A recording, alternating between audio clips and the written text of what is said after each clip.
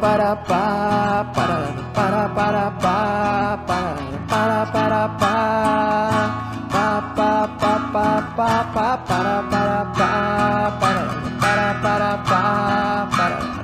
para pá. Hoje o sol acende amanhã, vem anunciar mais um novo dia a nascer, projetando luz no teu caminhar. Desperta nos lábios sorrisos, sonhos, esperança de um mundo melhor, da conquista da paz. Basta sentir a presença de Deus a guiar teus passos além do sofrer, perdendo o medo de voar, conquistando as rédeas do teu destino. Eleva e fortalece a coragem para dar o melhor que existe em você.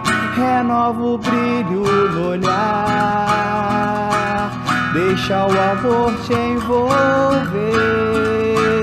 aprendendo com a dor, reconduzindo viver, e assim transforma a vida em eterna primavera.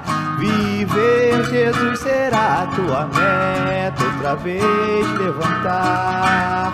Renova o brilho no olhar, deixa o amor te envolver, aprendendo com a dor, reconduzindo viver, e assim transforma a vida em eterna primavera.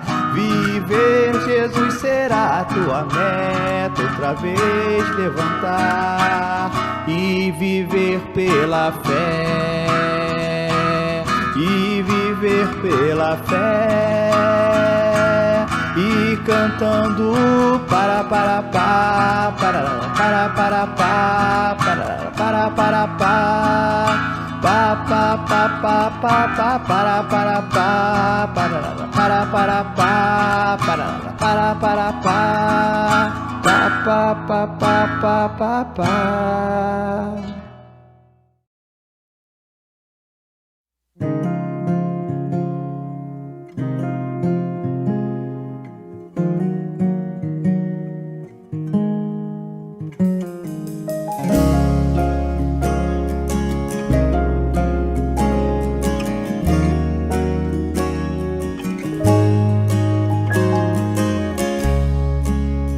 Quando você olhar para trás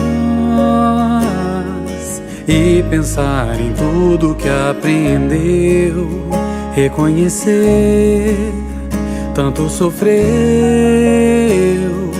tentando sentir a paz.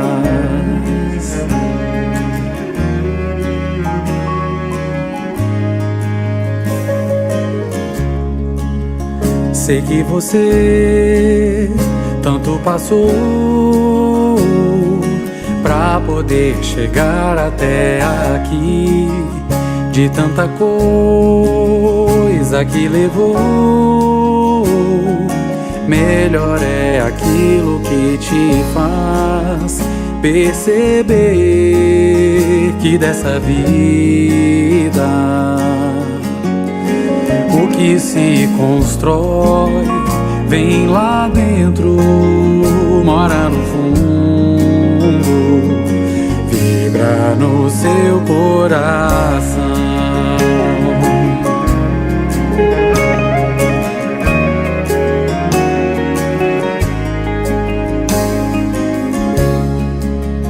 Pense no bem, veja ao redor,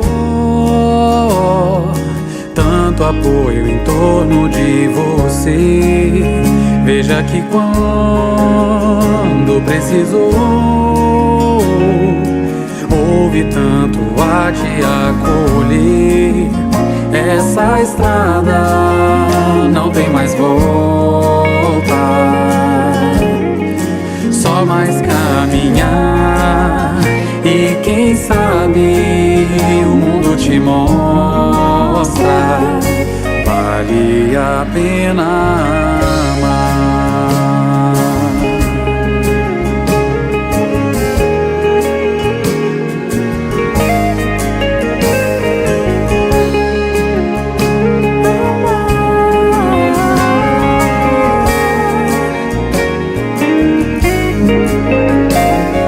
E se você chorar por não poder realizar o que sonhou,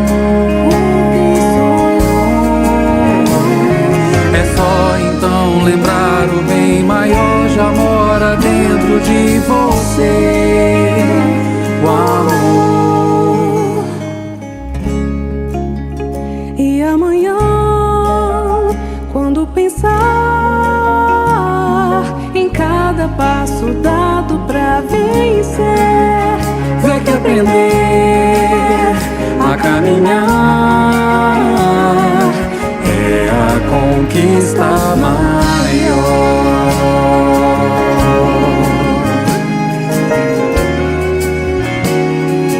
É luz que brilha em você,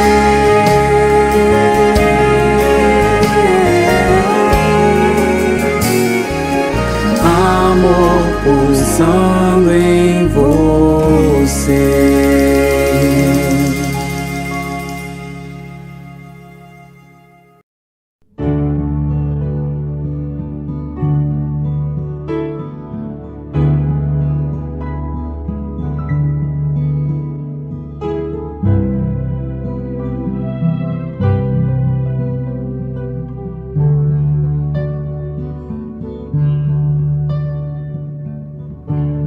Calma, paz no coração.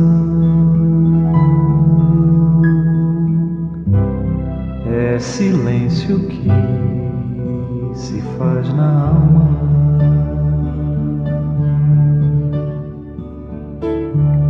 Busca a luz da oração.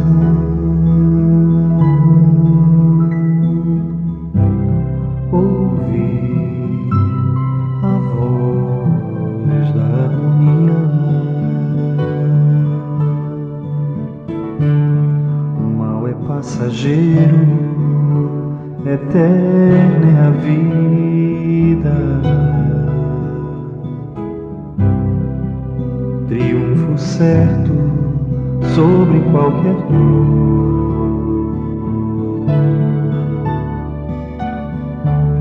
A fé é bálsamo pra alma,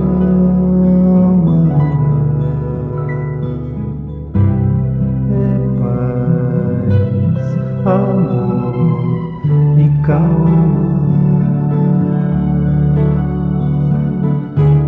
Calma,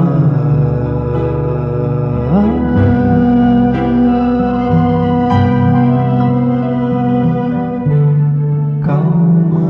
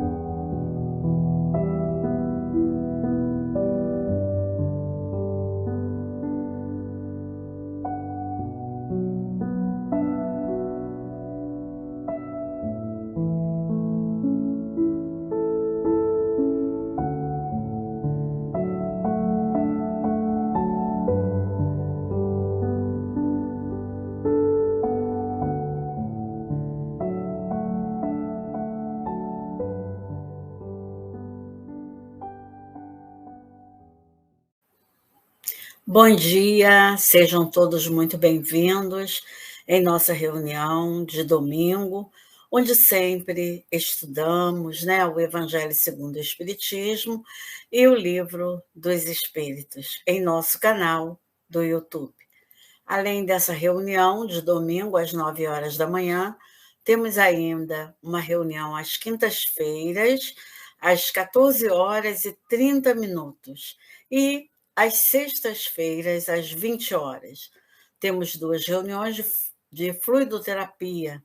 Elas acontecem às terças-feiras, às 19h30, e às quartas-feiras, às 9 horas da manhã, que são reuniões endereçadas a todos que se encontram enfermos, onde poderemos colocar seus nomes no chat para a irradiação de saúde, de bem-estar. E a prece da saudade, que acontece sempre às quintas-feiras, às 19 horas e 30 minutos. Lembrando a todos, para dar aquele like, que todas as vezes que nós clicamos naquela mãozinha, nós temos a possibilidade de divulgar muito mais os nossos vídeos, divulgando assim essa doutrina tão consoladora.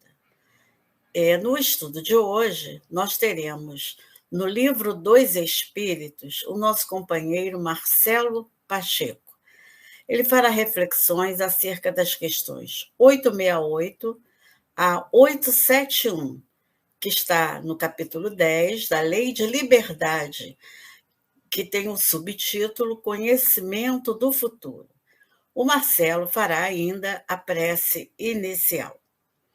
E, em seguida, a Marise Póvoa fará reflexões acerca do Evangelho segundo o Espiritismo, capítulo 16, que tem por título Não se pode servir a Deus e a Mamon.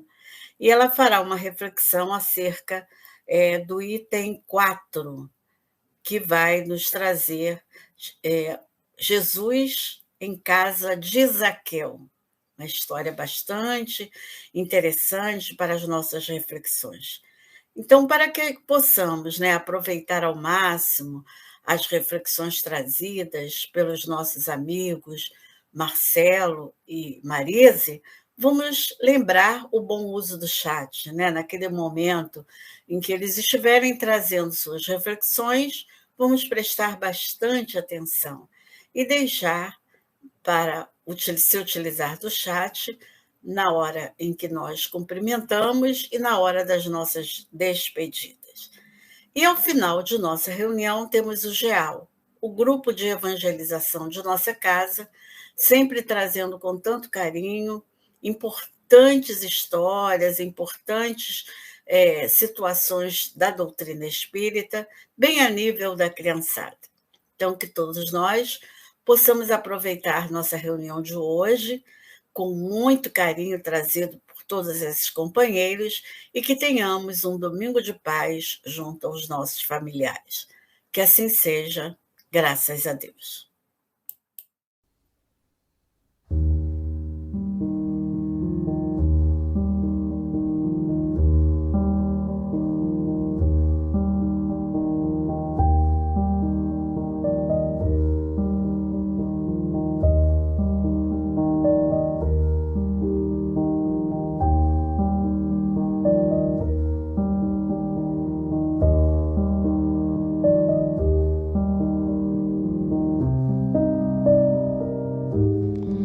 Do livro Ceifa de Luz, de Francisco Cândido Xavier, pelo Espírito Emmanuel. O melhor para nós. Porque se perdoardes aos homens as suas ofensas, também vosso Pai Celeste vos perdoará. Jesus, Mateus capítulo 6, versículo 14. Muito e sempre importante para nós o esquecimento de todos aqueles que assumam para conosco essa ou aquela atitude desagradável.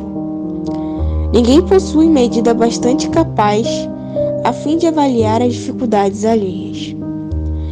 Aquele que, a nosso ver, nos terá ferido, estaria varando o esfogueado obstáculo quando nos deu a impressão disso. E em superando semelhante empeço, haverá deixado cair sobre nós alguma ponta de seus próprios constrangimentos, transformando-se-nos muito mais em credor de apoio que em devedor de atenção. Em muitos episódios da vida, aqueles que nos prejudicam ou nos magoam frequentemente se encontram de tal modo jungidos à tribulação, que no fundo sofrem muito mais pelo fato de nos criarem problemas que nós mesmos quando nos supomos vítimas deles. Quem saberia enumerar as ocasiões em que determinado companheiro terá assustado a própria queda, sob a força compulsiva da tentação, até que viesse a escorregar no caminho? Quem disporá de meios para reconhecer se o perseguidor está realmente lúcido ou conturbado, obsesso ou doente? Quem poderá desentranhar a verdade da mentira nas crises de perturbação ou desordem?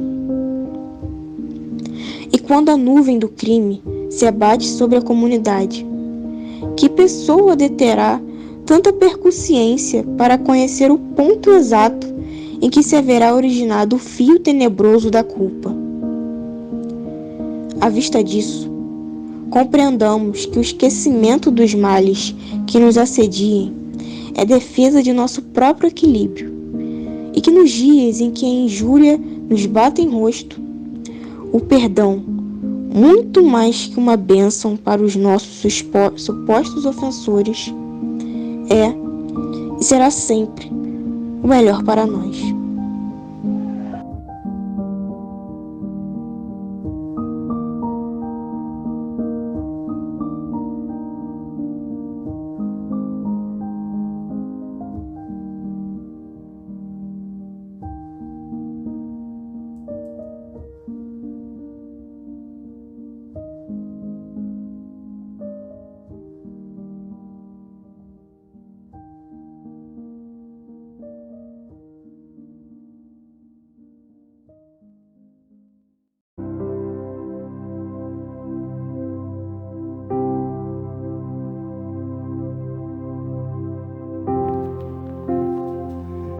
Queridos irmãos, convido a todos para, nesse momento, aqueles que assim se sentirem à vontade, fecharem os olhos, elevarmos o nosso pensamento a Deus nosso Pai, elevarmos nosso pensamento ao Mestre Jesus, para nesse momento nos conectarmos com essa vibração de paz, de harmonia, de serenidade, que possamos envolver o nosso coração a esse sentimento de paz que emana do alto, agradecendo a Deus, agradecendo ao nosso Pai de infinita bondade por estarmos aqui.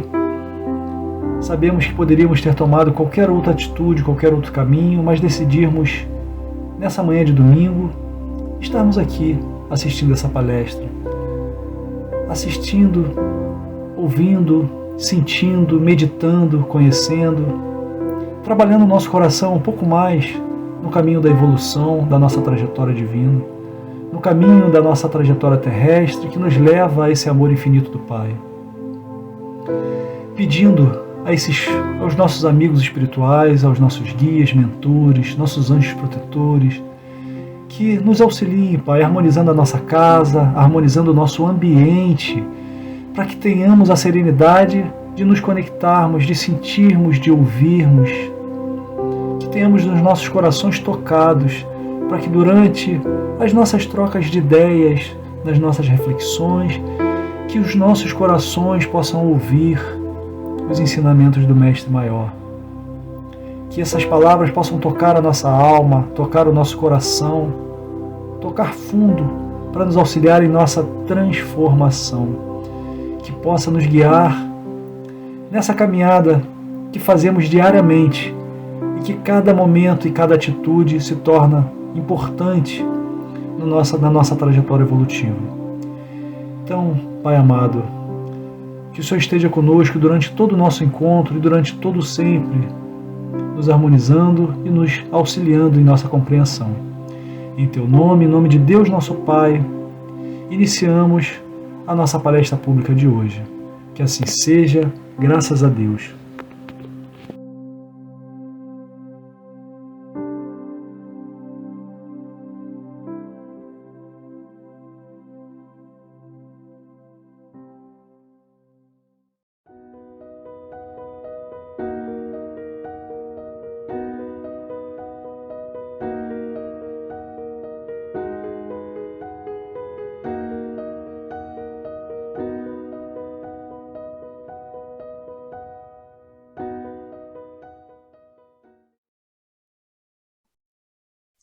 Olá a todos, sejam muito bem-vindos ao canal do Centro Espírita Miguel. Meu nome é Marcelo, sou um trabalhador da casa e hoje vamos conversar sobre um tema muito importante do Livro dos Espíritos. Vamos trabalhar hoje as questões 868 a 871, que trata sobre o conhecimento do futuro. Mas antes de entrarmos, no nosso assunto, farei uma breve descrição para os companheiros que possuem alguma limitação visual. Tá? Eu sou alto, tenho 1,84 m, tenho 75 quilos mais ou menos, tenho a pele na cor clara, tenho os olhos castanhos claros, cabelo preto, cabelo baixinho, e uso óculos com armação preta no formato retangular. Bom, esse assunto de hoje é um assunto muito interessante, porque, afinal de contas, quem nunca teve interesse em conhecer o futuro? Quem nunca teve interesse? Quem nunca já teve essa ideia passada pela cabeça para conhecer como seria o resultado daquele projeto ou daquela escolha? Então, hoje, a gente vive uma sociedade extremamente ansiosa, na verdade. A gente vive uma sociedade que não tem paciência de esperar 5 minutos uma entrega, que já começa a ficar agoniado. Uma sociedade que não consegue esperar 10 minutos o companheiro que está atrasado, porque já fica agoniado. Então, nós vivemos uma geração onde a sociedade ela tem uma ânsia de querer logo os resultados. Mas será que isso é uma característica da nossa sociedade atual, ou será que isso sempre acompanhou a nossa civilização? Então, para a gente começar a entender essa necessidade da busca pelo futuro e entrarmos no nosso tema, vamos conhecer um pouquinho. A gente vai perceber que a busca que hoje normalmente se busca assuntos relacionados a amor, trabalho, sucesso, futuro, isso na verdade sempre foi alvo da nossa civilização. Desde a criação do mundo, desde da nossa iniciação, da nossa criação, a gente teve diversas oportunidades de conhecermos o que viria. Nós já fomos presenteados por diversas profecias, diversas previsões de acontecimentos futuros. Então, nos textos bíblicos, nós temos vários casos, separei alguns só para a gente. Lá no livro de Êxodo, isso foi escrito a 1290 a.C. Moisés já havia advertido o faraó de que, a menos que os israelitas fossem libertados, os egípcios seriam massacrados com doenças, pestilências e a morte de seus primogênitos. Isaías também deixou diversas profecias para a gente, diversas previsões. Isaías que previu a vinda do Mestre Jesus. Há 700 anos antes de Jesus, Isaías já havia anunciado a sua chegada. Eis que a Virgem conceberá e dará à luz um filho, e chamará o seu nome Emanuel. E Emanuel significa Deus conosco. Lá em capítulo 9, Isaías completa, porque um menino nos nasceu, um filho se nos deu, e o principado está sobre seus ombros, e o seu nome será chamado Maravilhoso, Conselheiro, Deus Forte, Pai da Eternidade, Príncipe da Paz. Era o anúncio do nosso amoroso Mestre Jesus. Miqueias já sabia que Jesus nasceria em Belém. Isso ele foi colocado 722 a.C. Jeremias já havia previsto a destruição de Jerusalém, fato que foi comprovado pela história. Em 587 a.C., Jerusalém foi invadida, muros, templos foram destruídos.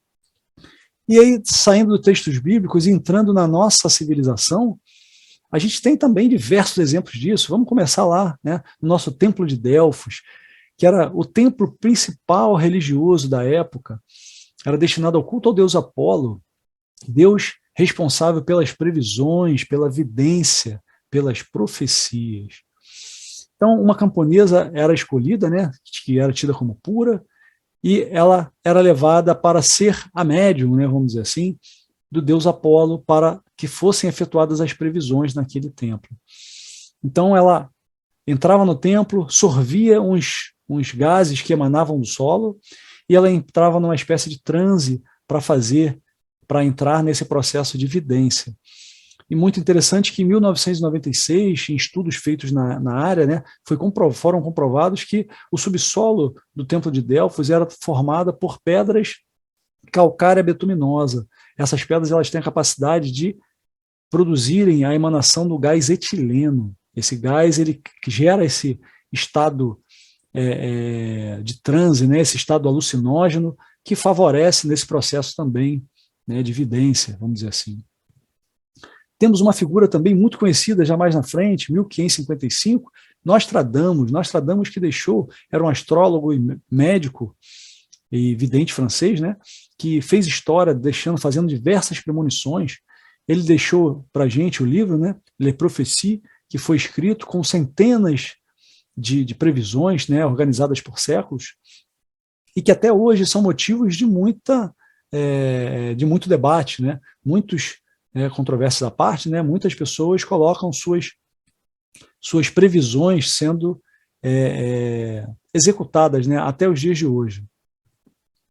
Temos um outro caso já também muito interessante, já mais recente, que faleceu em 1996, né, que era búlgara, era Vangelia Pandeva Dimitrova. Ela foi eternizada como Baba Vanga, era uma profetisa e curandeira, né, ela era uma búlgara, ela era cega, e a história diz que ela justamente ficou cega que, passando um tornado pela cidade, ela foi levantada por esse tornado e foi arremessada no campo. E após esse evento, ela começou a ter problemas na visão, perdeu a vista e começou a desenvolver essas vidências. Para termos uma ideia da importância das previsões que ela fazia, políticos, líderes búlgaros de diferentes repúblicas soviéticas procuravam, né, para questionar sobre decisões importantes. Tanto que ela foi contratada pelo governo soviético, pelo governo búlgaro, justamente para trabalhar fazendo previsões, né, de algumas decisões, trabalhar para o governo. Foi, acho que, a única funcionária pública da história, a única vidente contratada para um serviço público.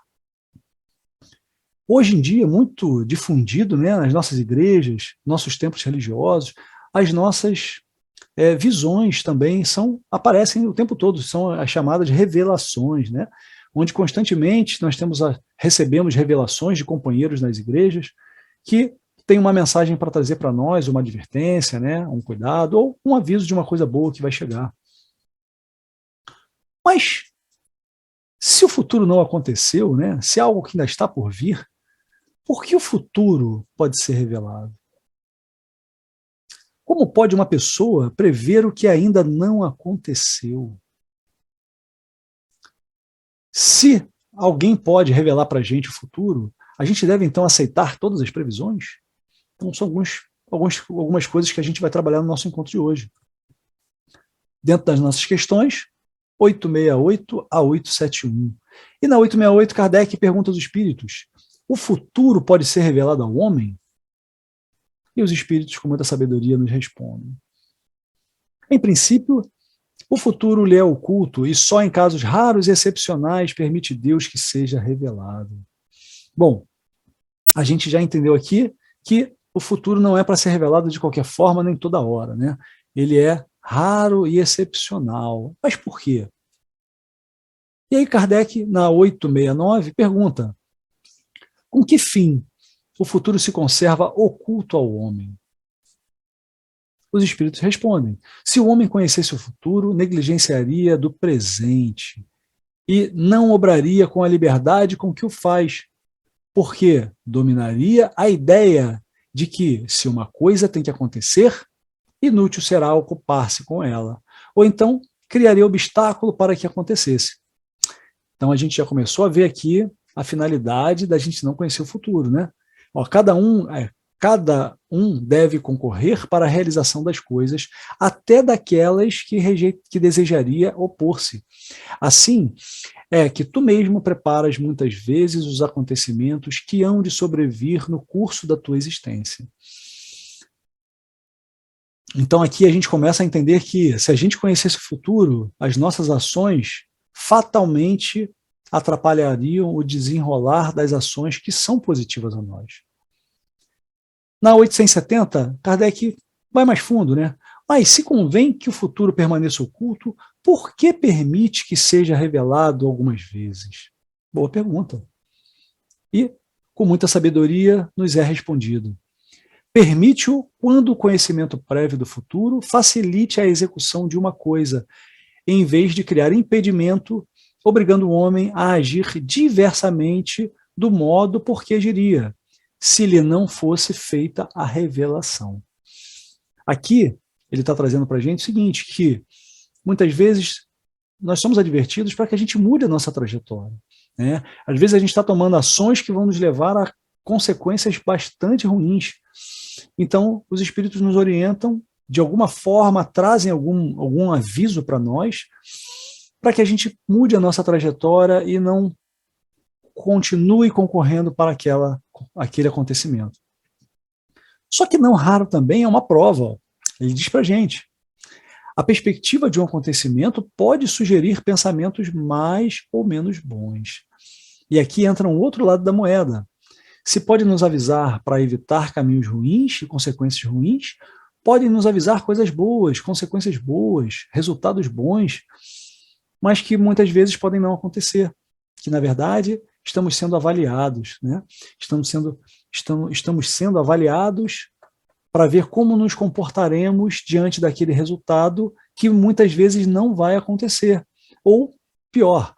E aí ele nos dá um exemplo muito bom aqui, que é da herança, né? Se soubéssemos que receberíamos uma herança, como estaria o nosso coração? Será que a gente ia fazer prece para essa pessoa, agradecendo a bondade dela, né? Que Deus desse muitos anos de vida e saúde? Ou começaríamos a pensar, torcer para que ela atravessasse a barreira mais rápido e deixasse essa herança para nós? E aí? Que sentimento vai aflorar o nosso coração? Então, muitas vezes, isso é uma prova. E outra coisa também, que eles esclarecem nesse exemplo, se o recebimento dessa herança não ocorrer, como nos comportaremos diante disso? Né? Manteremos a nossa fé diante do divino? Diante do Pai Eterno, que tudo sabe, e que sabe que aquilo não seria um resultado bom para a gente, e muitas vezes nos livra daquela maldição?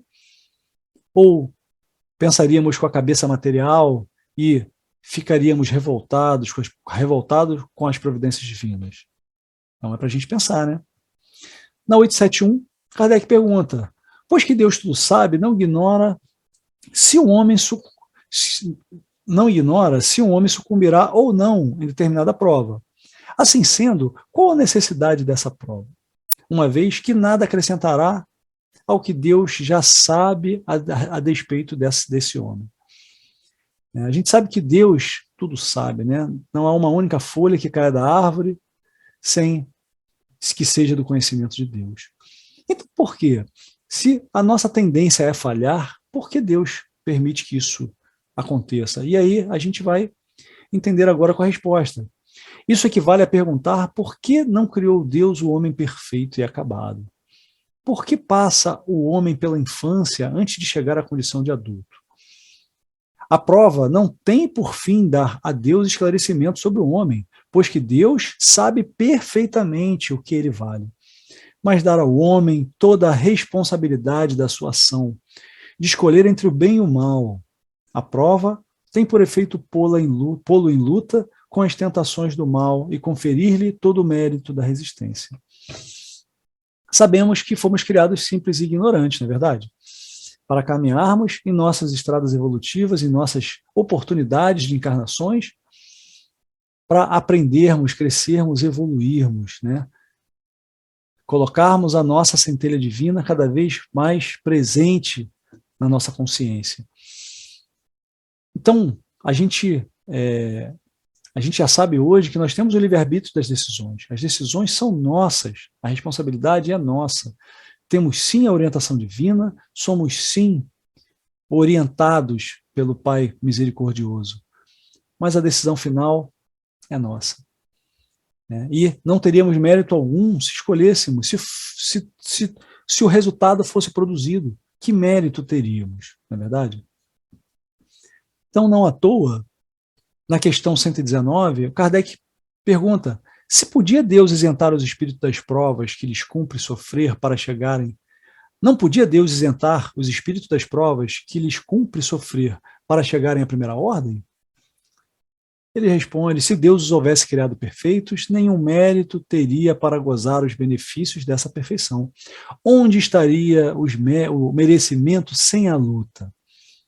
E esse é o nosso mérito, na verdade. Mesmo carregando as imperfeições que carregamos, temos em cada encarnação uma nova oportunidade de superação, de decidirmos caminhar nessa estrada de luz, de renovação, e abandonarmos cada vez mais para trás esse ser velho, essas imperfeições que tantas vezes, que durante tantas vidas carregamos, insistimos em carregar. A cada nova encarnação, recebemos uma nova oportunidade de renovarmos esse ser, renovarmos a nossa consciência, renovarmos o nosso espírito por meio da ação, das ações da caridade, do amor, dos pensamentos elevados, as nossas ações de sublimação da nossa alma. E aí Kardec coroa com muita sabedoria: por muito capaz que seja um estudante, por grande que seja a certeza que se tenha de que alcançará bom êxito, ninguém lhe confere grau algum sem exame, sem prova. Do mesmo modo, o juiz não condena o acusado, senão com fundamento num ato consumado, e não na previsão de que possa cometê-lo. A certeza de um acontecimento venturoso o lançaria na inércia. A de um acontecimento infeliz o encheria de desânimo. Em ambos os casos, suas forças ficariam paralisadas. Daí o não lhe ser mostrado o futuro. Então a gente já viu aqui que, se o futuro nos fosse revelado constantemente, como regra, fatalmente nos estacionaríamos, Fatalmente ficaríamos na inércia, na paralisação, ou ao contrário, pegaríamos de forma exacerbada alguns caminhos que também geraria atrapalhamento durante essa caminhada, Então, quais os meios de conhecermos o futuro? A gente já viu que profecias, revelações, temos várias formas que já foram apresentadas, mas quais outras também temos? E aí é muito interessante que na questão 402, Kardec pergunta: como podemos julgar da liberdade do espírito durante o sono? E aí os espíritos respondem: pelos sonhos.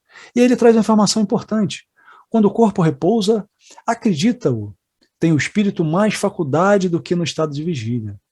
Lembra-se do passado e algumas vezes prevê o futuro. Olha que legal. Adquire maior potencialidade e pode pôr-se em comunicação com os demais espíritos, quer deste mundo, quer do outro. Estando entorpecido o corpo, o espírito trata de quebrar seus grilhões e de investigar no passado e no futuro. Olha que interessante. Então, quando dormimos, o nosso espírito faz uma viagem, vamos dizer assim, espiritual, Ele visita, ele se liberta, se dilata dessas prisões do campo material, do nosso corpo físico, e ele tem acesso ao mundo dos espíritos. E lá, muitas vezes, ele recebe algumas orientações, alguns bons conselhos. Por isso que muitas vezes lembramos em forma de sonho, Não só em forma de sonho, mas esses conhecimentos que o plano espiritual, enquanto dormimos, nos traz, fica no nosso subconsciente. Então, muitas vezes, optamos por decidir por um caminho ou por outro, baseado nesses sentimentos internos que foram despertados durante os nossos sonos, durante as nossas noites de sono. Por isso que é tão importante, pessoal, antes de dormir, fazermos a nossa prece, mentalizarmos, elevarmos o nosso pensamento e pedirmos aos nossos bons guias, aos nossos espíritos protetores, aos nossos mentores, anjos da guarda, que nos conduzam com suas mãos benevolentes, misericordiosas, aos planos de aprendizado, aos planos de elevação, aos planos de espiritualização, para que o nosso coração seja, durante esse período, né, que o nosso corpo material repousa, podemos mergulhar nesse mar de bons pensamentos, de bons sentimentos, né? Sermos banhados por boas informações, por bons aprendizados. Isso que vai nos ajudar nas nossas tomadas de decisões futuras, baseados nessas sensações também, nesses aprendizados que temos durante nossas noites de sono. Então, hoje a gente viu a importância das revelações, que tanto que Paulo, né, na primeira carta aos Tessalonicenses, escreveu: não desprezeis as profecias, examinai tudo, retende o bem. E aqui traz um outro aviso importante: não devemos acreditar em tudo que nos dizem. Primeiro, temos que ter em mente, em termos no nosso coração, que Deus tudo sabe. Deus infinitamente misericordioso e bom, quer o nosso bem. Então, só vai permitir que aconteça o que é de melhor para a nossa evolução. Então, quando recebermos uma revelação, né, uma informação sobre o futuro, que ouçamos com sabedoria, né, ouçamos com ponderação, sem descrédito, mas também sem o crédito absoluto, porque sabemos que vários caminhos podem ser tomados durante esse processo de revelações, não é verdade? Então, se for possível, né, que aquilo que a gente possa tirar proveito, tirar alguma informação positiva, ótimo. Se parecer muito contraditória, se o nosso coração sinalizar que aquela informação não está batendo muito, que a gente deixe de lado e a gente peça a Deus orientação para que Ele nos conduza. O que é importante realmente é o presente. E aqui, Mateus já nos advertia isso. Ó. Não andeis, pois, ansiosos pelo dia do amanhã, porque o dia de amanhã a si mesmo trará seu cuidado. Olha a importância do presente. Né? Chico Xavier já nos orientava também sobre isso. Se quiserdes saber sobre nosso passado, analisemos nosso presente. Mas se quisermos saber de nosso futuro, analisemos nosso presente também. Olha que legal. A gente começa a entender que, na verdade, o que interessa, o futuro não nos interessa. Porque o futuro nada mais é que uma consequência das minhas ações de hoje. O presente é que vai espelhar o meu futuro. O que eu fiz do meu dia? O que eu tenho feito da minha vida? O que eu tenho feito das minhas oportunidades? O que eu tenho feito das potências que Deus me presenteou? Do meu recurso financeiro, do meu recurso intelectual, né, das minhas qualidades já assumidas, da minha paciência, da minha capacidade de prover uma palavra de conforto. O que eu tenho feito dos meus talentos? Será que eu estou usando com sabedoria? Porque o meu futuro é o reflexo disso, é o reflexo dessas ações. Então, uma reflexão que eu vou propor para todos, né, todos nós, fazermos se fecharmos os nossos olhos agora e, ao reabri-los, estivéssemos no plano espiritual, será que teríamos o que colher para um futuro feliz? Será que, se o meu futuro é o reflexo do meu presente, será que esse futuro ele está sendo plantado com carinho? Está sendo cultivado? Cada ação, cada atitude, eu planto uma flor nesse meu jardim do meu futuro. Será que ao abrir meus olhos nesse futuro espiritual, eu vou estar diante de um jardim florido, lindo, cheio de flores, cheio de belezas? Ou eu vou me deparar com um deserto? Ou eu vou me deparar com um terreno baldio, lançado às traças? Então, a reflexão é: devemos aproveitar o nosso presente, devemos aproveitar cada oportunidade, devemos aproveitar cada talento que Deus nos deu. A cada dia, ao amanhecermos, olharmos aquele dia como uma nova oportunidade de escrever um novo capítulo na nossa história. Né? Sairmos de casa com o coração sorridente, chegarmos no trabalho, darmos aquele bom dia alegre, feliz, atendermos o telefone com gentileza, atendermos o nosso cliente com gentileza, atendemos as pessoas que nos envolvem com gentileza. ter paciência com os nossos familiares, ter paciência com aquela pessoa que normalmente exige bastante paciência. Ela é uma oportunidade para a gente. Sermos benevolentes, perdoarmos, cada dia é uma oportunidade de perdão, porque entendemos que somos imperfeitos e como imperfeitos erramos para isso. Se erramos, os outros também erram. Então, se queremos perdão, temos que perdoar. Então, esse grande deserto, esse grande jardim para ser construído vai depender de cada flor que eu for plantando na minha estrada. E para isso, não há conselho melhor do que o deixado por nosso amado Mestre Jesus. Amai-vos uns aos outros como eu vos amei. Somente assim podereis ser reconhecidos como meus discípulos. Se queremos abrir os nossos olhos no plano espiritual e contemplarmos o lindo jardim, devemos lembrar que a cada dia devemos plantar uma rosa, devemos plantar uma bela flor perfumada, repleta de cuidado, para que no futuro possamos nos deparar com o que esperamos, com o que gostaríamos que lá estivesse. Muito obrigado. Que nosso amado Mestre Jesus, que Deus nosso Pai, possa envolver o lar de todos, o coração de todos, enchendo com paz, com amor, com muita felicidade. Muito obrigado.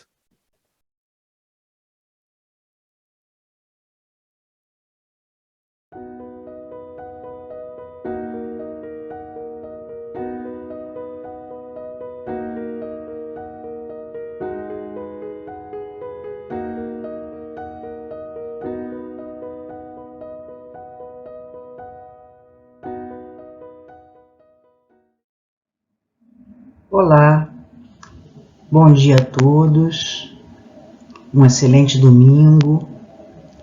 Meu nome é Marise Póvoa, eu sou uma expositora das reuniões públicas de domingo. Espero que todos estejam com saúde e paz de espírito. Peço a Deus e a Jesus e aos guias da casa de Miguel que me intuam com bons pensamentos para passar a todos vocês uma clara compreensão das reflexões dessa manhã de domingo. Faço agora uma pequena descrição sobre a minha pessoa. Eu sou uma mulher de 59 anos, tenho estatura baixa, sou branca, cabelos curtos, olhos negros, cabelos escuros e estou vestindo uma blusa preta.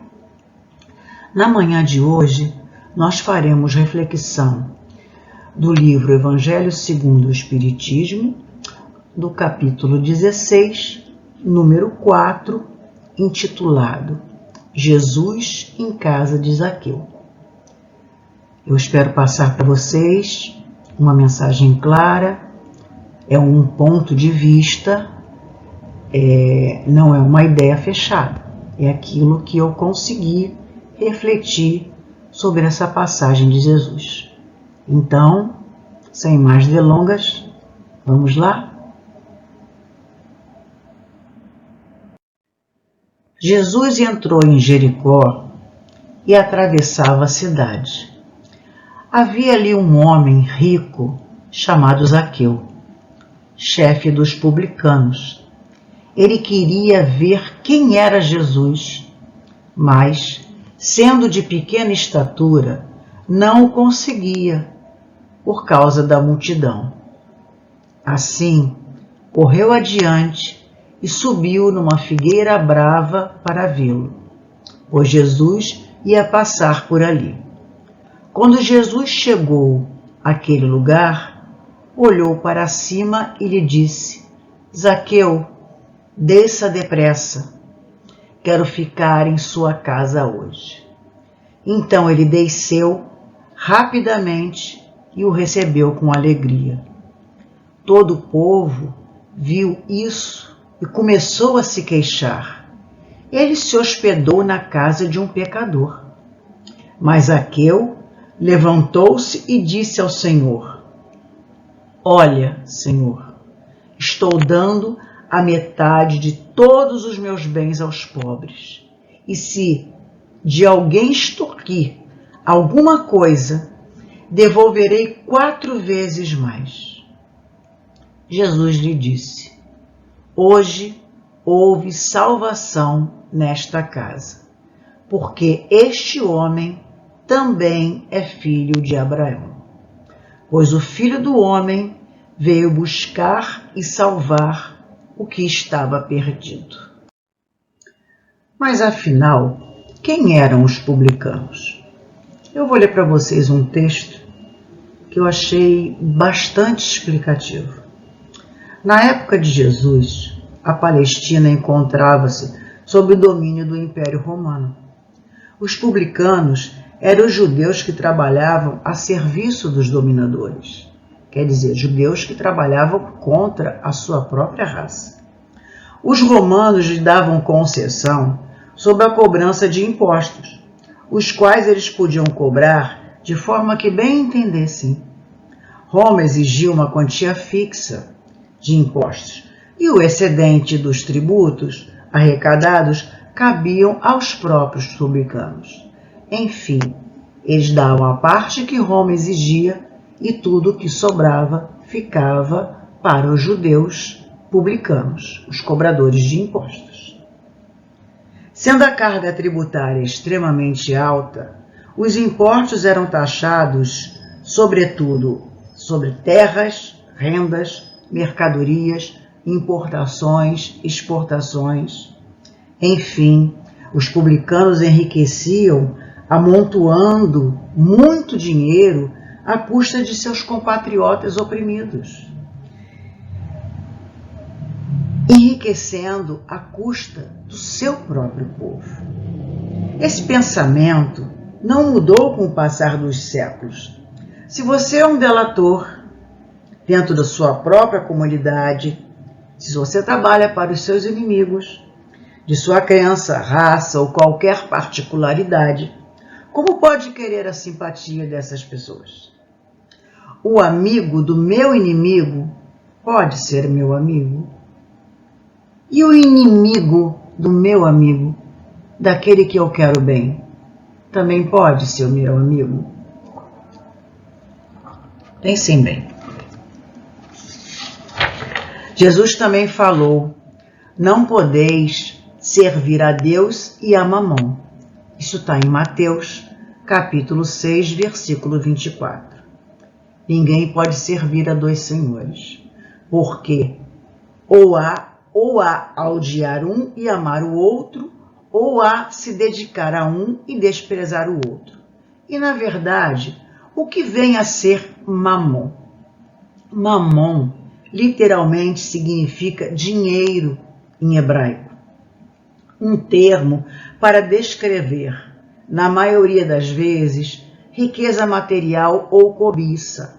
Mamon pode representar também um pecado capital, a ganância e a avareza. Enfim, vamos à nossa segunda pergunta. Por que os publicanos eram considerados homens pecadores? Vamos ver isso agora. Bom, então, a pergunta é: por que os publicanos eram considerados homens pecadores? Eles eram detestados e rejeitados pelos judeus, que não admitiam a cobrança de impostos, a qual, segundo os fariseus, que tinham como função zelar pela doutrina hebraica, ia contra a lei de Moisés, por serem tidos como pecadores desprezíveis que viviam em constante violação do mandamento sagrado. O próprio Jesus Cristo os cita com desprezo ao mencionar que se um seguidor do Evangelho for um pecador incorrigível, deveria ser tratado como se fosse um gentio ou publicano. Enfim, os cobradores de impostos, os publicanos, os judeus que cobravam impostos para Roma eram pessoas detestadas pela sua própria raça. E isso tinha muito a ver com aquilo que Moisés tinha pregado no Primeiro Testamento. Estava totalmente contra a lei de Moisés, essa cobrança de impostos, essa esse absurdo que se fazia, extorquir o dinheiro de famílias pobres, paupérrimas. Não importa se a colheita podia ser boa ou podia ser ruim. Aquele imposto tinha que ser recolhido de qualquer maneira, nem que tirasse o pão da boca das crianças.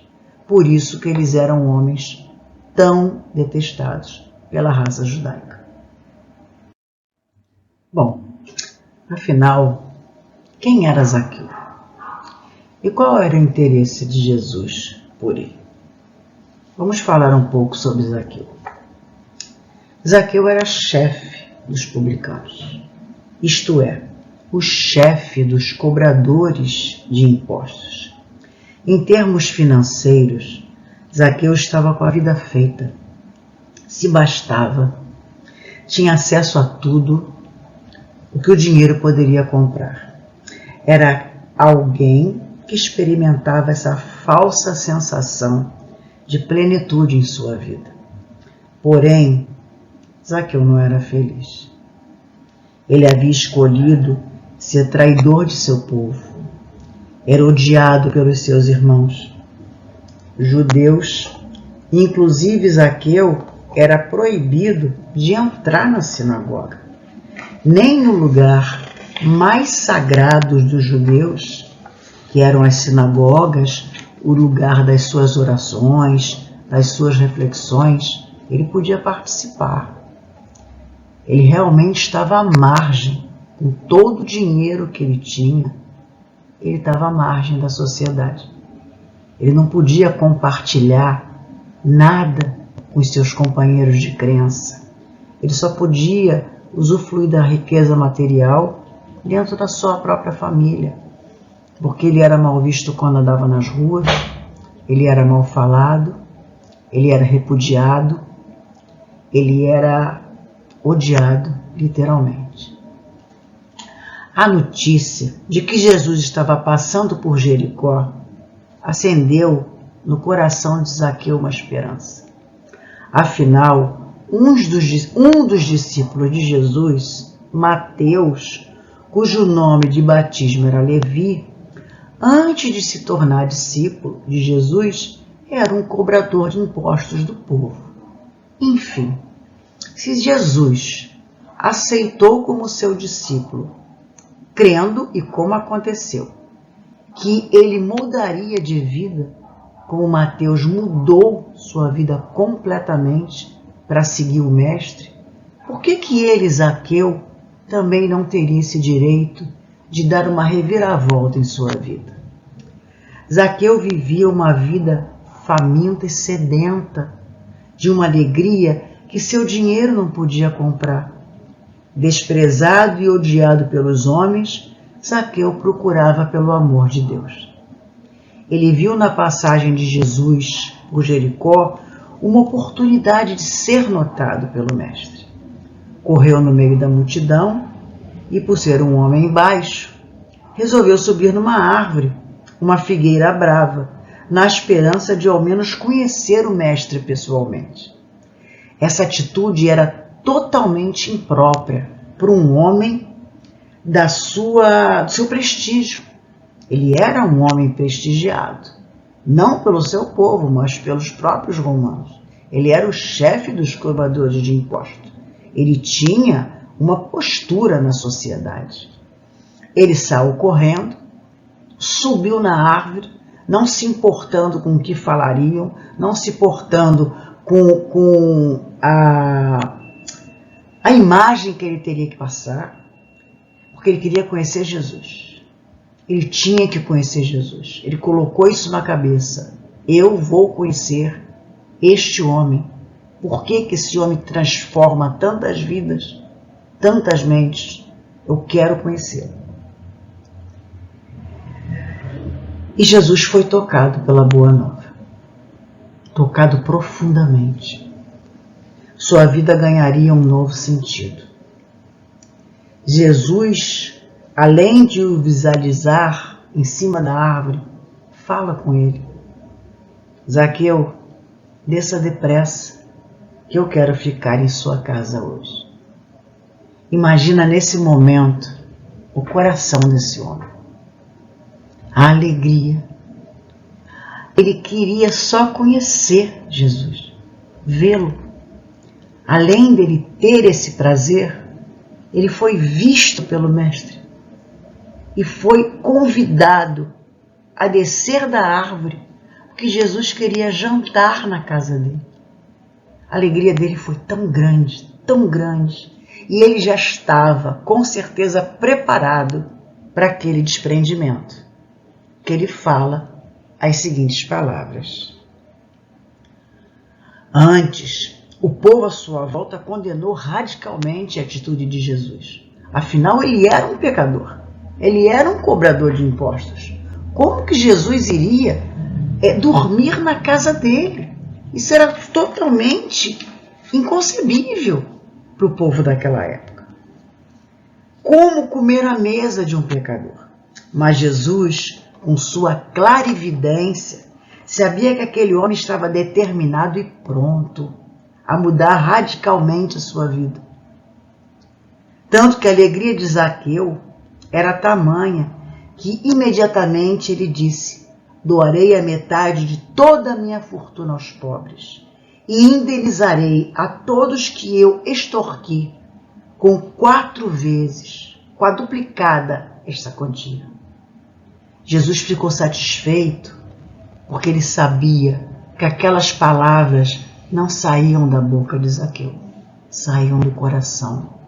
Ele estava realmente disposto a mudar. Ele estava realmente disposto a ser um novo homem. Foi quando Jesus disse: hoje houve a salvação nesta casa, porque esse homem também é filho de Abraão. Qual pecador que não está Deus, Jesus, os nossos maiores guias, prontos para receber o seu remorso, o seu arrependimento e começar do zero? Esse é o motivo das nossas encarnações. Começar do zero, como um livro em branco, para conseguirmos tentar melhorar ou fazer aquilo que a gente não conseguiu nas anteriores. Enfim, essa passagem de Jesus com Zaqueu é de uma importância muito grande. Na próxima pergunta, eu vou explicar para vocês o meu ponto de vista sobre o que significa essa passagem de Jesus com Zaqueu. Por que Jesus escolheu aquele homem, odiado pelo povo judeu, um cobrador de impostos, o chefe dos cobradores? Ele era acima dos cobradores, ele era o maior cobrador, ele era o representante de todos os cobradores. Porque Jesus o escolheu sabendo que ia ser criticado, ele sabia, tinha certeza. Ele poderia ser criticado até pelos seus apóstolos, mas existia um motivo muito importante, que já já nós vamos conversar sobre ele. Só um momento. Pois bem, que ensinamento Jesus passa para nós essa passagem bíblica com Zaqueu? O principal ensinamento é que nenhum homem está perdido. Nenhum. Por maior que sejam os seus pecados, por mais hediondo que sejam os seus crimes, por mais ódio que ele tenha no coração, ele não está perdido. Ele tem salvação. Ninguém é condenado eternamente, por maior que sejam os seus pecados. E as palavras de Jesus são muito claras. Houve hoje salvação nesta casa, porque este homem também é filho de Abraão. Ele é idêntico a qualquer outro homem. Para Jesus, do maior dos pecadores até o espírito mais puro são iguais no seu amor, no seu coração. Pois o Filho do Homem não veio buscar, o Filho do Homem veio buscar e salvar o que estava perdido. O que estaria perdido? Estariam perdidos as ovelhas desgarradas, as pessoas que estão fora dos caminhos de Deus, fora dos mandamentos, estão à margem da sociedade, estão desprezados por causa de vícios, tantas e tantas outras coisas. Jesus também não falou que não veio para os sãos e sim para os doentes? Quem são os sãos? O que será que ele quis dizer que não veio para os sãos e sim para os doentes? Os sãos a que ele se referia não eram os que gozavam de saúde plena. Não era saúde. Mas sim os que praticavam em seu dia a dia os ensinamentos e princípios trazidos por Moisés, através dos 10 mandamentos, e depois ratificados e mais explicados por Jesus.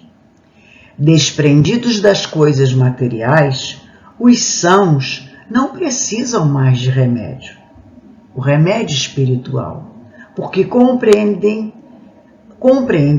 a moral do Cristo e deixaram seus exemplos para aqueles que ainda não tiveram essa compreensão. E nesse pensamento, quem seriam os doentes? Os doentes da alma, os cegos que só veem a vida material como única e seu maior desejo é gozá-la com tudo de bom que o mundo material pode proporcionar. Viver intensamente, viver o dia como se fosse o último, porque depois da morte nada existe, porque depois da morte é só pó. Grande engano. Para quem vive assim, o despertar na espiritualidade é muito traumático, porque ele vai ver que ele perdeu um tempo enorme, olhando só para si mesmo, só para o seu núcleo familiar, seu núcleo de pessoas queridas, não olhando para um todo. Ele era um egocêntrico, usufruiu, gozou, nasceu com o privilégio da riqueza, da saúde e nada aproveitou, porque não era isso que Deus queria dele, não. Tenho certeza disso. Na doutrina espírita, fica claro que os pensamentos de Jesus e Kardec andam de mãos dadas. Cito o Evangelho segundo o Espiritismo, no capítulo 24, números 11 e 12. Jesus dirigia-se sobretudo aos pobres e deserdados, pois eles são os que mais necessitam de consolação, e aos cegos e humildes e os de boa vontade, porque eles pedem que lhes abram os olhos. Não os orgulhosos que creem possuir toda a luz e que não precisam de nada. Enfim, meus amigos, qual é a grande moral da história de Zaqueu? Que Jesus quer nos passar. Por mais que erremos, teremos sempre mais uma chance. Isso não significa que tenhamos que ficar sem nos comprometer em melhorar, sem nos comprometer em tentar mais uma vez com mais força, com mais determinação, com mais coragem, mesmo que soframos, mesmo que a nossa próxima encarnação seja de dificuldades tremendas.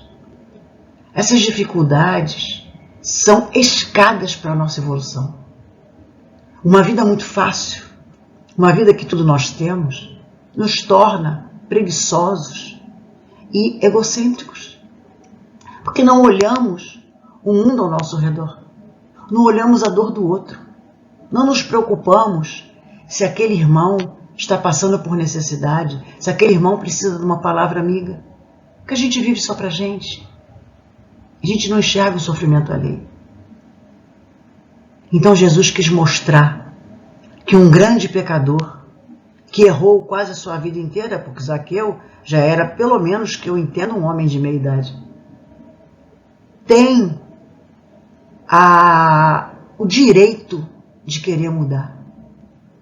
E Deus vai receber essa mudança de braços abertos. Esse, para mim, é o maior ensinamento dessa passagem bíblica. É Jesus querer nos provar que nunca o tempo está perdido para nós. Não existe o fogo eterno. Não existe o pecado sem perdão. Mas, para que haja o perdão, tem que haver dentro do nosso coração o sincero arrependimento, a sincera vontade de mudar, de recomeçar. Senão não adianta nada. Nada significa. Eu espero ter trazido para vocês reflexões interessantes, que a gente possa pensar um pouco em tudo isso que foi falado, em todas essas palavras de Jesus, em toda essa esperança que Ele nos dá no nosso futuro, porque nós sabemos, temos consciência que ainda nos falta muito para não sermos um pecador. Temos um passado muito delituoso, ainda temos grandes chagas de defeitos morais dentro da nossa alma, dentro do nosso ser. Mas o mais importante é saber que Deus e Jesus, nosso governador espiritual desse planeta maravilhoso, nosso maior irmão, nosso irmão mais querido, não nos abandonou em momento nenhum, por maior que seja o nosso erro. Que a paz de Deus fique com todos. Um bom domingo a todos. Eu agradeço muito a atenção de vocês. Vamos para a nossa prece inicial. Vamos para a nossa prece final. Muito obrigada pela atenção. Graças a Deus. Oração do amor ao próximo. Senhor, ilumina meus olhos para que eu veja os defeitos da minha alma e, vendo-os, não comente os defeitos alheios.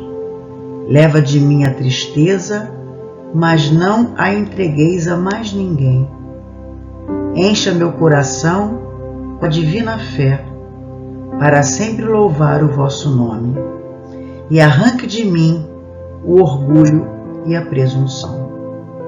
Fazei de mim um ser humano realmente justo. Dai-me esperança para vencer todas essas ilusões terrenas. Planta em meu coração a semente do amor incondicional e ajuda-me a fazer feliz o maior número possível de pessoas, para ampliar seus dias risonhos e resumir suas noites tristonhas. Transforma meus rivais em companheiros, meus companheiros em meus amigos e meus amigos em entes queridos. Não permita que eu seja um cordeiro perante os fortes, nem um leão perante os fracos. Dá-me, Senhor, a sabedoria para perdoar e afasta de mim o desejo de vingança, mantendo eternamente em meu coração somente o amor. Graças a Deus.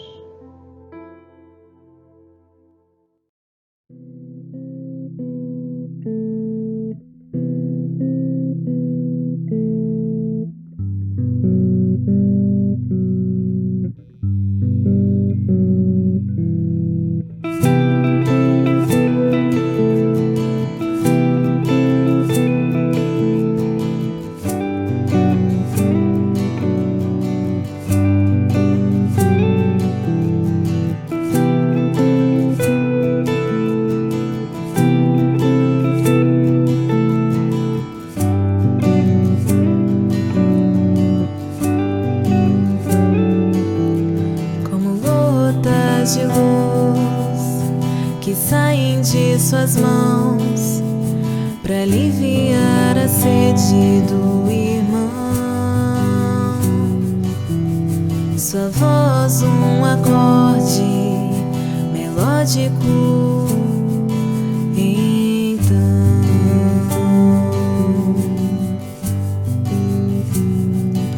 flores e ramos que saudam, passos que vêm de longe pra curar as nossas dores, união.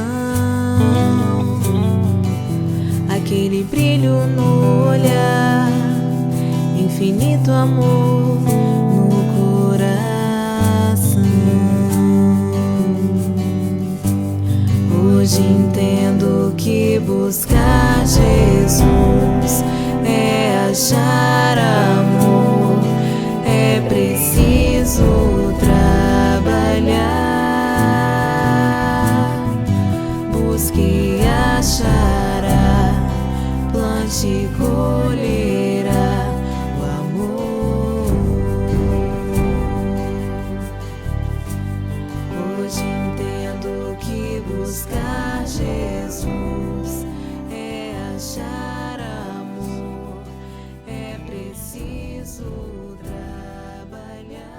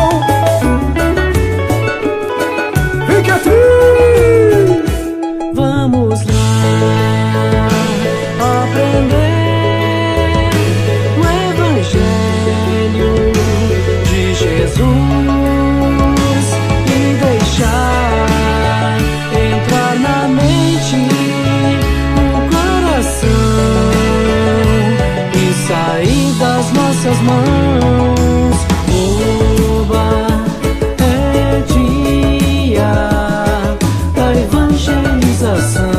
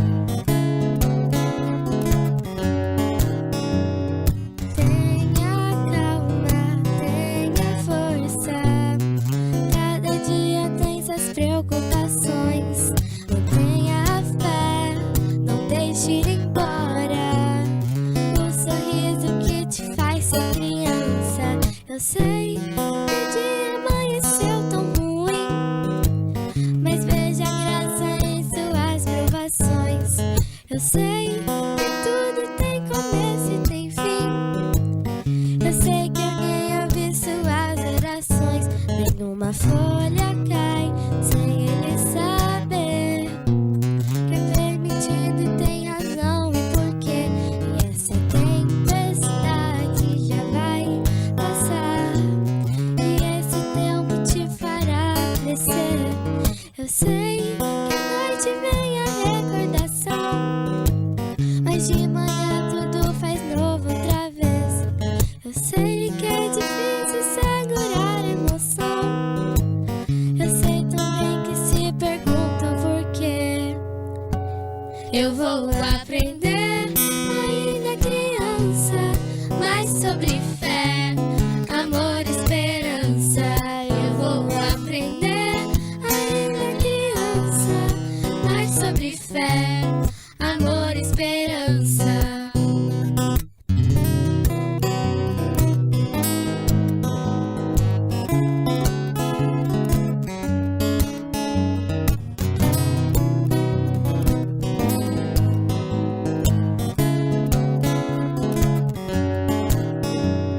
Eu sei que à noite vem a recordação, mas de manhã tudo faz novo outra vez.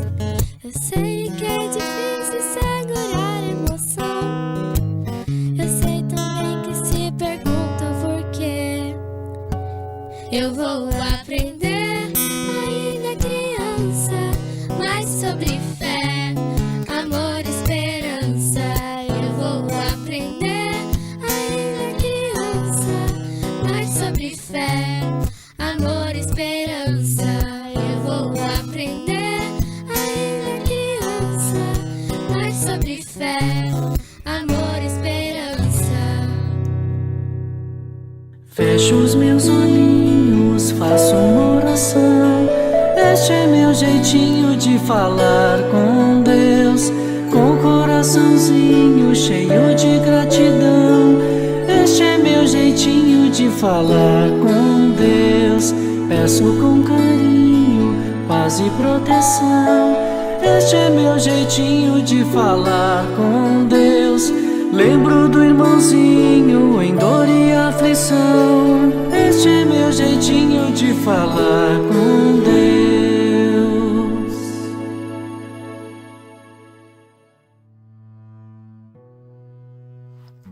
Vamos agora acalmar o nosso coração, imaginar um lugar bem bonito, onde a natureza resplandece, trazendo uma tranquilidade e uma paz interior. O dia está claro, nos convidando a refletir o quanto a natureza nos cura. Ela está no céu azul, nos pássaros que voam com tranquilidade, trazendo uma mensagem que ela não dá saltos. Ela germina no seu tempo, florindo a nossa alma sem nada pedir. Obrigada, Senhor. Obrigada, Jesus, e aos amigos espirituais da nossa Casa de Miguel. Te pedimos permissão para darmos início ao nosso estudo de hoje. Graças a Deus.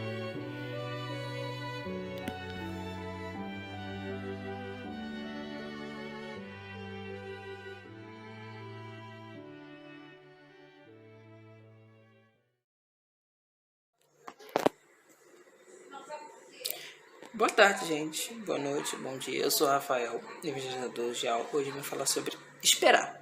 O que é esperar, segundo o dicionário? Esperar é algo, o ato de esperar algo ou algo que aconteça. Agora, vamos ver por quê. Por que é tão difícil a gente esperar algo acontecer?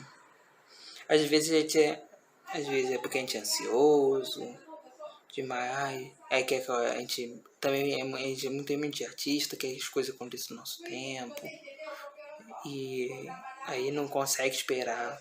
Por exemplo, ter um bolo numa festa, a gente quer comer logo o bolo, mas não é bem assim. A gente tem que esperar todo mundo chegar, bater o parabéns, para aí depois a gente comer o bolo, né? Agora, voltando a falar sobre esperar no âmbito geral, para a gente saber lidar com o ar com a ação de esperar algo que aconteça com a gente, ou que a gente vai fazer algo, é necessário ter uma qualidade muito boa, que é a paciência. Que a paciência é o ato de a gente, é a qualidade que a gente faz, que a gente consegue passar por situações indesejadas ou um pouco difíceis de a gente conseguir lidar. Mas a gente tem que ter essa qualidade para saber esperar. Porque sem a paciência dificilmente a gente vai ter a boa, saber lidar com a espera de uma forma legal. Mas eu falo assim, mas tipo, a paciência é algo que a gente tem que trabalhar ao longo da nossa vida. Às vezes não vai ser nessa encarnação, na próxima, ou nem na outra. Mas em algum momento a gente vai conseguir chegar a esse ponto de ter a paciência, saber esperar as coisas acontecer no momento certo, que ocorra da melhor maneira possível. Mas às vezes eles também têm que fazer um esforço. Por exemplo, esperar a hora de comer, a hora de brincar, esperar a hora de fazer algo que a gente goste muito, para que as coisas sempre ocorram da melhor maneira.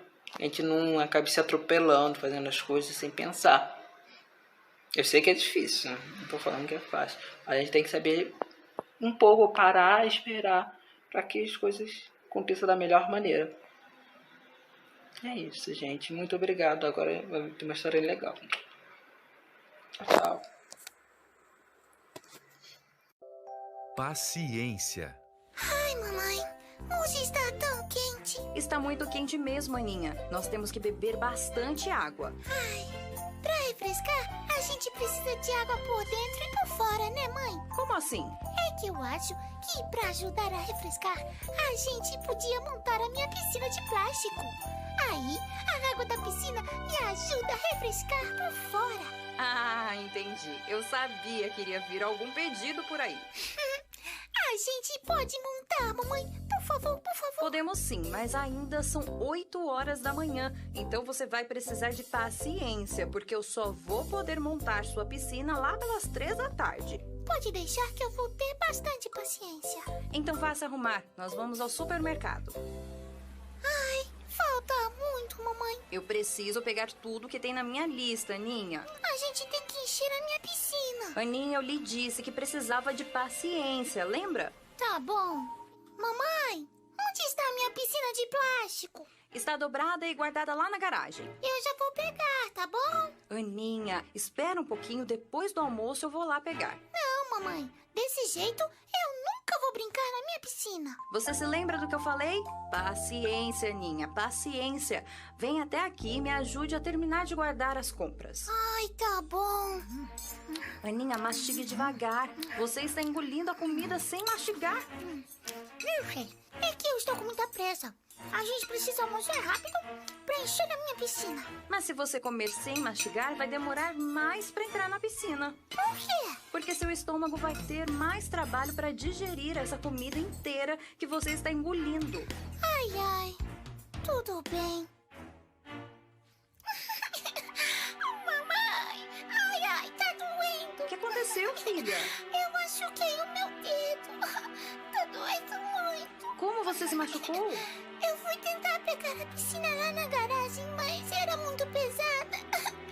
E caiu no meu dedo. Calma, filhinha. Vamos colocar um gelinho e daqui a pouco já vai começar a melhorar.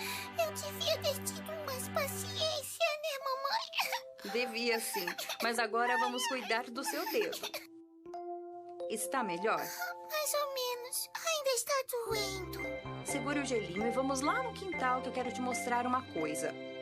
Você está vendo isso aqui? Estou. O que é isso? Há algum tempo atrás, uma borboleta linda pousou aqui nesta árvore e colocou uns ovinhos. Esses ovinhos viraram uma lagarta. Essa lagarta comeu folhinhas durante muito tempo. Enquanto isso, foi construindo uma casinha para ela.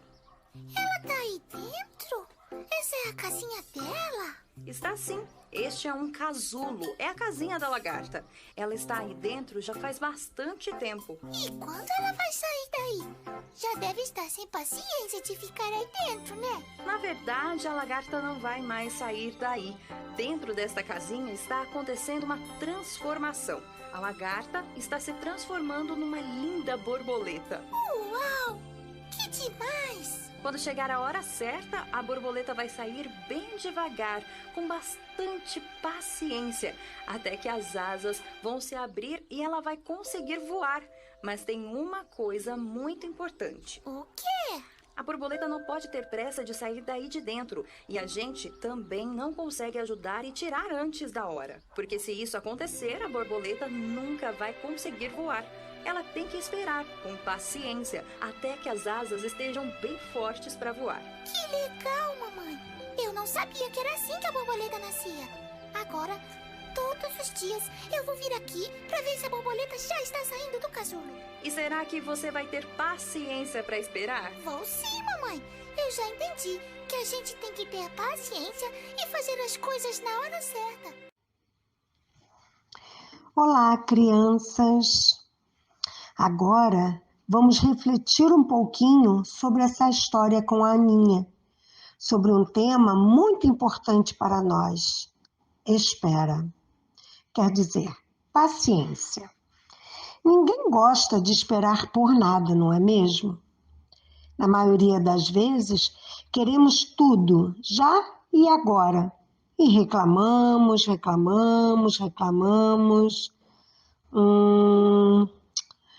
Então, Aninha, uma menina muito esperta, disse à mãe que estava com muito calor e queria entrar na piscina. A mãe dela disse que ela precisava ter paciência, que faria sua vontade. Mas mãe sempre tem o mais para nos aconselhar, nos ensinar, nos educar, nos prevenir de perigos. E vocês lembram o que ela falou? Que antes da piscina teriam que ir ao mercado, depois almoçar e só à tarde é que poderia montar a piscina, concordando que realmente estava muito calor. Ela não se negou, mas Aninha se cansou de esperar enquanto estavam no supermercado e logo começou a reclamar. E a mãe pediu-lhe para ter paciência. Quando chegaram em casa, foram almoçar. E a menina começou a comer apressadamente, engolindo a comida sem mastigar. Pessoas apressadas que ainda não aprenderam a ter calma, agem assim.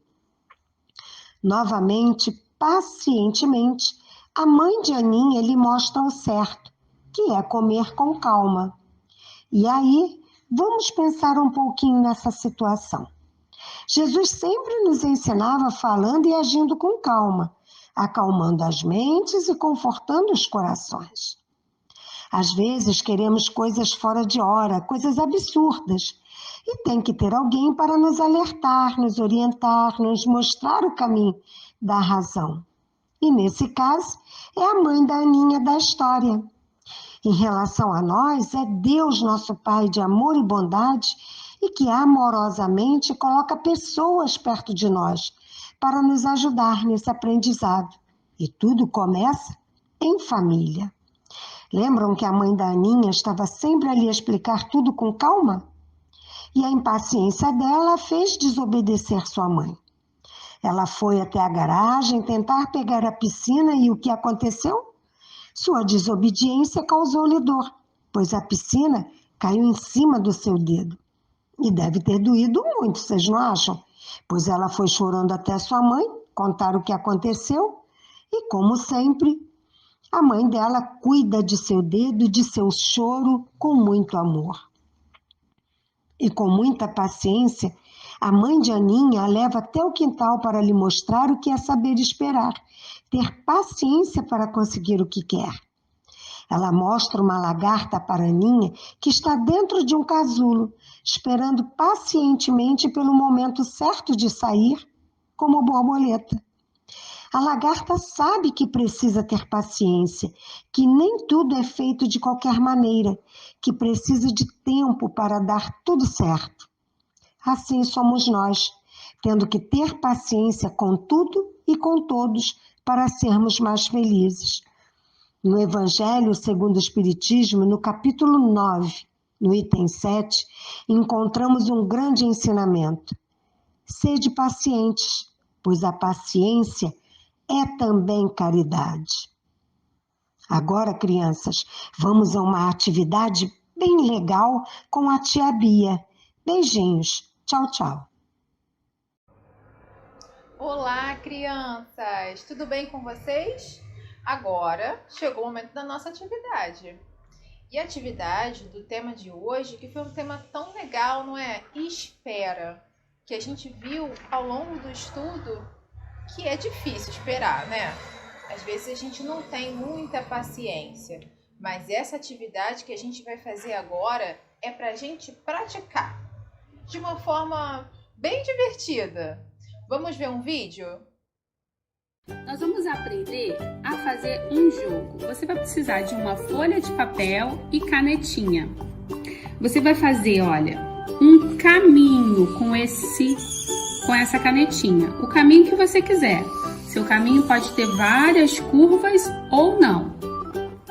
Aí vocês vão fazer os quadradinhos desse caminho, que serão as casas do nosso jogo. Você pode fazer colorido assim, ó. Aqui nós fizemos 20 casas. Depois que você fizer as casinhas, você vai numerar cada casa. E em algumas casas você vai escrever a palavra esperar. Então, quando for jogar, se cair nessa casa que está escrito esperar, você tem que esperar uma rodada. Pronto, a gente precisa agora de pinos e um dado. Esses pinos também podem ser substituídos por tampinhas, por bolinhas de papel crepom, bolinhas de papel comum, de jornal ou revista. E você pode brincar com quantos participantes você quiser. Cada participante vai jogar o dado. Deu 1, então ele vai andar uma casa. O outro participante vai jogar o dado de novo. Deu, ele vai andar a quantidade de casas. Se você cair na casa escrito esperar, você espera uma rodada. E aí, gostaram da atividade? É um jogo. E é um jogo que a gente vai também esperar. Quando a gente cair naquela casinha que está escrito espera, a gente tem que aguardar até a próxima rodada. Atenção, tá? Se você não souber escrever, não tem problema. É só fazer um X, tá? E se você não tiver dado, isso também não é um problema. Você pode fazer um sorteio com os números no saquinho, tá? O importante é brincar e praticar a espera, para a gente adquirir mais paciência, uma virtude tão importante. Olha, o meu ficou assim, ó. Tá vendo? Eu usei o X em vez da palavra espera. Pode pedir ajuda da sua mamãe, do seu pai, do seu responsável, tá bom? Quando vocês fizerem o jogo de vocês, coloca lá no Padlet pra gente ver. Vamos ficar muito felizes. Beijo em todos e uma excelente semana. Tchau, tchau. Chegamos ao final do nosso encontro e só temos a agradecer a Deus nosso Pai, a Jesus o nosso irmão e aos amigos espirituais e mentores desse trabalho. Obrigado por essa oportunidade de estarmos juntos, caminhando em busca do nosso melhoramento espiritual. Que a tua luz e o teu amor se faça presente em nossas vidas. Que nesse momento essas vibrações de amor cheguem aos nossos irmãos. E que a nossa mãezinha, a Virgem Maria, nos cubra com seu manto e nos abençoe, hoje e sempre, graças a Deus.